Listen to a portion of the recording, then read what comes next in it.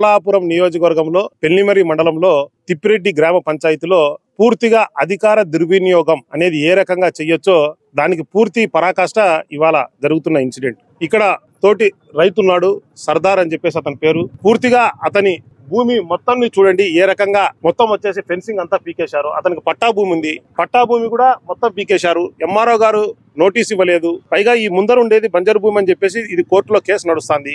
దీనిపైన కూడా ఎటువంటి క్లారిటీ లేకోకుండా ఉన్నప్పటికీ నోటీసు లేదు, ఏమీ లేదు. మొత్తం అంతా ఇది పీకేయడమే కాకోకుండా వెనకాల పక్క మొత్తం అతనికి దాదాపు 2 లక్షల రూపాయలతో ఫెన్సింగ్ ఏర్పాటు చేసుకుని షెడ్ ఏర్పాటు చేసుకుని అతను ఏదో జీవనం దాంతో సాగిస్తా అంటే మొత్తం అంతా నేలమట్టం చేసేసినారు. ఎటువంటి నోటీస్ లేదు. ఇప్పుడు ఎంఆర్ఓ గారితో మాట్లాడితే మేము అలా రకంగా చెప్పలేదండి, ఏదన్నా ఉంటే ఏదైనా కాంపెన్సేట్ చేస్తామని చెప్తున్నారు. ఒకవేళ ఆల్రెడీ ఉన్నదాన్ని తీసేసి మళ్ళా ఏదన్నా కానీ చేయడం అనేది ఎంతవరకు సబబు? అధికారులు కూడా దయచేసి ఒకసారి ఆలోచన చేయండి. మీరు అధికారంలో ఉన్నది ఖచ్చితంగా ప్రజలకు సేవ చేసేదానికి, అంతేగాని ఎవరో టీడీపీ వాళ్ళు లేకపోతే అధికారంలో ఎవరైతే ఉన్నారో వాళ్ళ మాటలు విని తర్వాత ప్రతిపక్ష పార్టీ వాళ్ళను వీలైనంత డ్యామేజ్ చేసేదానికోసం మీరు అధికారంలో లేరు.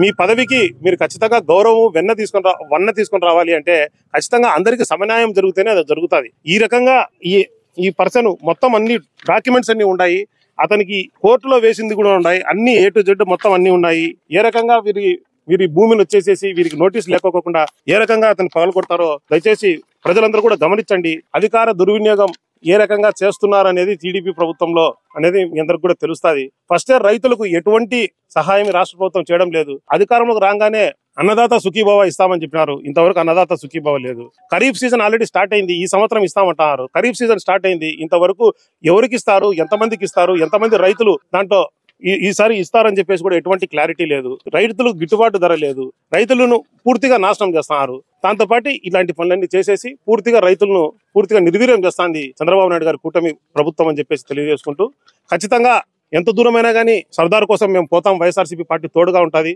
ఖచ్చితంగా ఎంత దూరమైనా పోతాము, ఆయనకు న్యాయం జరిగేంత వరకు ఖచ్చితంగా పోతాము. అధికారులందరికీ కూడా వైఎస్ఆర్సీపీ పార్టీ తరఫున విన్నపం, ఖచ్చితంగా ఒకవేళ ఇతను ఏమన్నా తప్పు ఉంటే అతని తరఫున మేమందరం క్షమాపణ చెప్పేదానికి రెడీ. ఒకవేళ తప్పు లేకుంటే మీరు క్షమాపణ చెప్తే మీ గౌరవం పెరుగుతుంది.